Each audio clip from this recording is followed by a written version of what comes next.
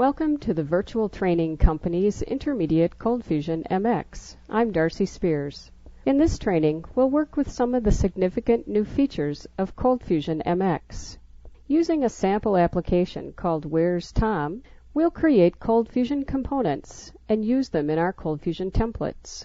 New in ColdFusion MX, components allow developers to create functionality that can be made modular and then referenced either internally or as a web service. We'll use our components both ways, in the administrative area of our application and as a service to another site.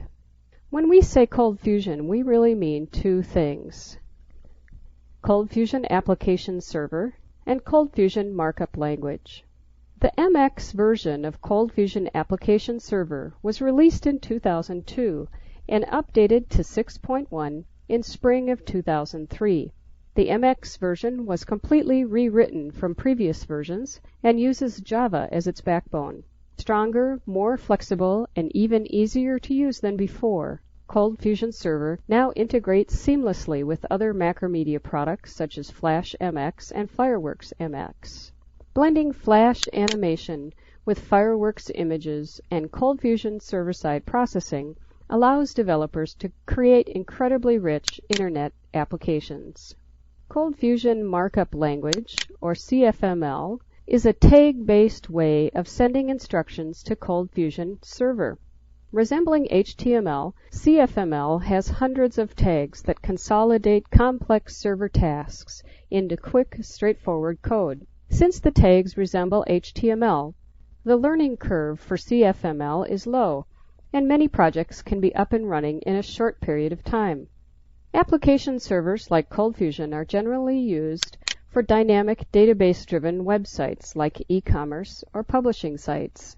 ColdFusion's interface with databases is robust, so ColdFusion can be used with any ODBC-compliant database. For our sample application, we will be using SQL Server 2000.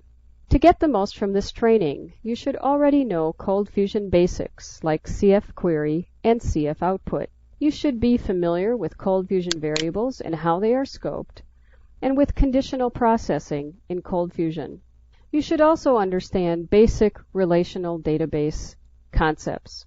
We will look at database structure when we review the tables for Where's Tom, but only briefly. And, of course, you should be comfortable with HTML, since all of our work will be done in and around HTML. This training will use ColdFusion MX 6.1 with Dreamweaver MX 2004 as the development environment on a Windows XP operating system using IIS 5.1 as the web server.